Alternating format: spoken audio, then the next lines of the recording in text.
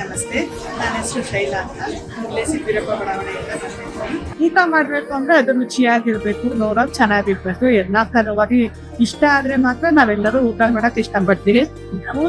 ತುಪ್ಪ ಅಂದ್ರೆ ಯಾರಿಗೆ ಇಷ್ಟ ಇಲ್ಲ ಹೇಳಿ? ಹಿಂದಿನ ಕಾಲದಿಂದಲೂ ತುಪ್ಪ ಅಂದ್ರೆ ಒಂದ್ ಶಕ್ತಿ, ತುಪ್ಪ ಅಂದ್ರೆ ಒಂದ್ ರುಚಿ ಆಗುತ್ತೆ. ಊಟದ ರುಚಿನೇ ಅದು ಹೆಚ್ಚಿಸುತ್ತೆ.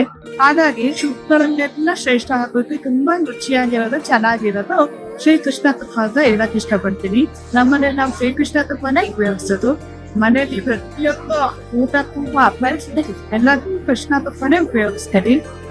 ಈಗ ನಾನು ಪಂಚಮಿ ಹಬ್ಬಗಳು ಸಾಲು ಇರೋದ್ರಿಂದ ಒಂದೇ ಜೊತೆ ತುಪ್ಪ ಇರಲೇಬೇಕು. ನಮ್ಮ ಮನೆಗಳಲ್ಲಿ ಒಂದೇ ತುಪ್ಪ ತಿಂದು ಎಲ್ಲರೂ ಖುಷಿಯಾಗಿರ್ತಾರೆ.